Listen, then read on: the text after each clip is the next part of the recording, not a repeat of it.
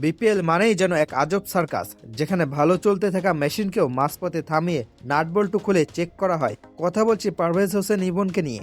মনে আছে সেই কয়েক ম্যাচ আগের কথা, 4 নম্বরে যখন নামলেন, বোলারদের হার্টবিট তো তখন 100-এর উপরে।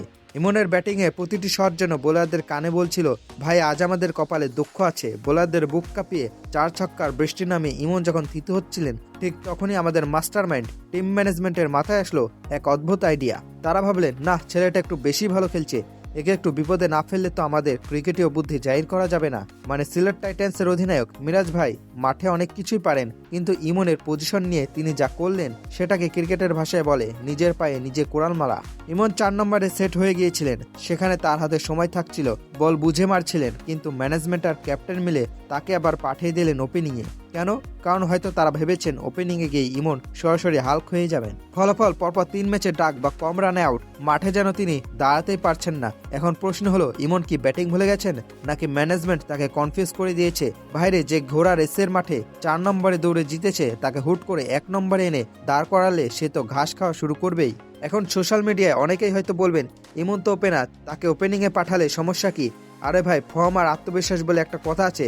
যখন একটা ছেলে 4 নম্বরে নেমে বোলারদের তুলোধুনো করছে, তখন তাকে সেই ছন্দ থেকে টেনে হিসড়ে বের করার মানে কি এই ব্যর্থতার দায় কি ইমনের? মোটেও না।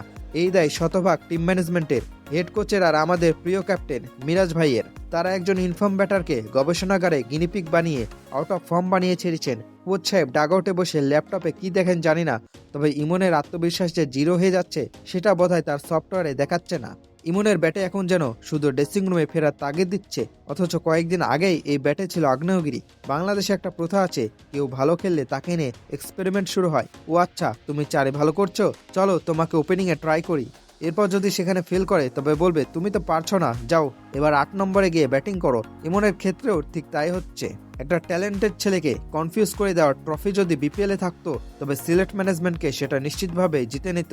ইমনের এখন অবস্থা এমন, আমি কোথায় আছি, আমি কি ওপেনার নাকি ফিনিশার? দিন শেষে ক্ষতিটা কার হচ্ছে, ইমনের ক্যারিয়ারের আর বাংলাদেশের ক্রিকেটের? ম্যানেজমেন্টের কাছে বিনীত অনুরোধ, ভাই যেটা কাজ করছে সেটা মেরামত করতে যাবেন না, ইমনকে তার স্বাচ্ছন্দ্যের জায়গায় ফিরতে দিন। বোলারদের বুক কাঁপানো সেই ইমনকে আমরা আবার দেখতে চাই ওপেনিংয়ে খাবি খাওয়া কোনো অসহায় ব্যাটারকে নয়। মিরাজ ভাই, অধিনায়ক হিসেবে আপনার ডিসিশন দারুণ হয়, কিন্তু ইমনের এই পজিশন অদল বদল ছিল একদমই ফ্লপ মুভি।